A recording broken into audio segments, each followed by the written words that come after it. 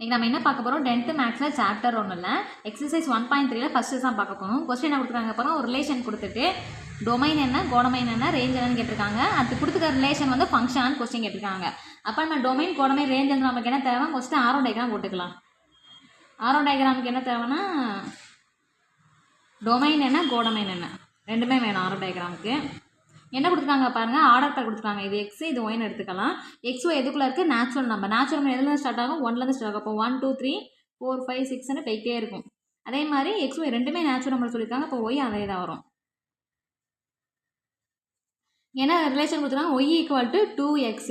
X பேரில் முதல்ல என்ன போட போகிறோம் 1 போட போகிறோம். அப்போ ஒய் ஈக்குவல் டு 2 × 1 என்ன வரும் 2 தான். அப்போ 1 எதுக்கு மேப் ஆகுது 2க்கு மேப் ஆகுது. அடுத்து நான் எக்ஸ் ஈக்குவல் டு 2 போடுங்க. ஒய்ங்கிறது 2 × 2 என்ன வரும் 4. அப்போ 2 எதுக்கு மேப் ஆகுது 4 மேப் ஆகுது. அப்போ எக்ஸ் ஈக்குவல் டு 3 போடுங்க. ஒய் ஈக்குவல் டு 2 × 3 என்ன வரும் 6. அப்போ 3 எதுக்கு மேப் ஆகுது 6. அதே மாதிரி 4 போட்டிங்கன்னா 8க்கு மேப் ஆகும்.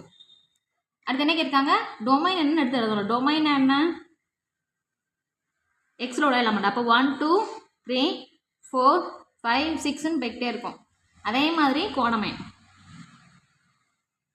கோடமைனா ஒயில் உள்ள எலமெண்ட் என்னென்ன வரும் 1 2 3 4 5 6ன்னு போய்கிட்டே இருக்கும். ஏன்னா எண்ணுக்கு வந்து எண்டிங் இருக்காது.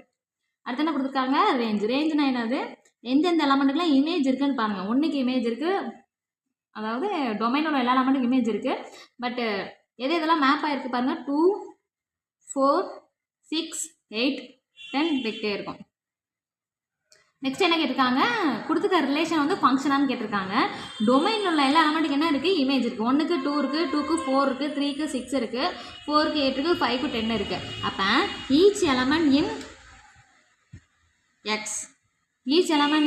X have a unique image in Y.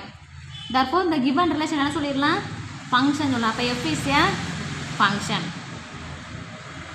Next some next வீடியோவில் பார்க்கலாம்.